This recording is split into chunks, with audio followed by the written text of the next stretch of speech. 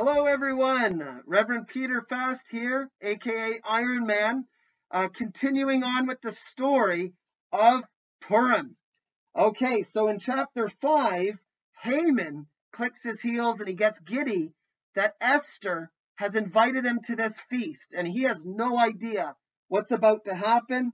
In chapter 5, this isn't the easiest to read with the little slits, but in chapter 5, Haman, it says, that day Haman went out joyful and exuberant. But when Haman, noticed Mordecai in the king's gate, and that he neither stood up nor stirred before him, Haman gets furious. And Haman, basically, he vents to his wife, Zeresh, and she says, build a gallows and hang him on it.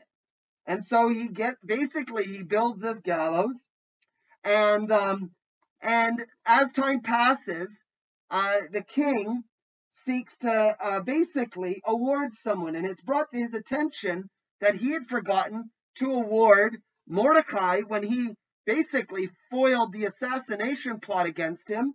And so the king in chapter 6 calls in Haman. Haman thinks that he's going to be awarded with this wonderful prestige, but instead the king wants Mordecai to be awarded and ride on this horse and wear a robe. And Haman, to his guile, to his anger, has to walk the horse, lead the horse on foot while Mordecai's riding the horse. And he has to announce, this is what is done for the man whom the king especially wants to honor. And so Haman just gets more and more ticked off as time goes past. And it says in chapter 12, in 6 verse 12, Mordecai, after all of this goes on, Mordecai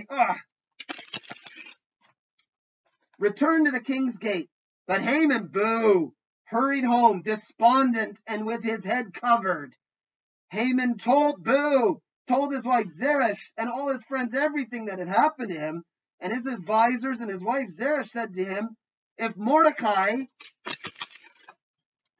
before whom you have begun to fall, is of Jewish descent, you will not prevail against him, but will undoubtedly fall before him.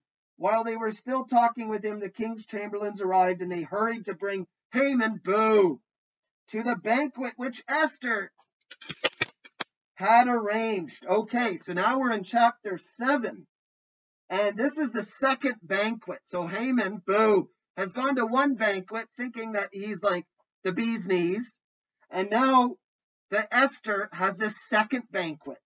And here this gets really good. So here it says, so the king and Haman, came to the feast with Queen Esther. The king asked Esther again on the second day at the wine feast, what is your request? Because the king had said, I'll give you anything. And Queen Esther, so it says, so Queen Esther answered and said, if I have won your majesty's favor, and if it pleases the king, let my life be granted to me as my request, and my people as my petition. For we have been sold, I and my people, to be destroyed, slain, and annihilated. Had we been sold as slaves and servant girls, I would have kept quiet, for the adversary is not worthy of the king's damage. Oh my goodness! So thereupon King Ahasuerus exclaimed and said to Queen Esther, who is it? Where is the one who dared to do this?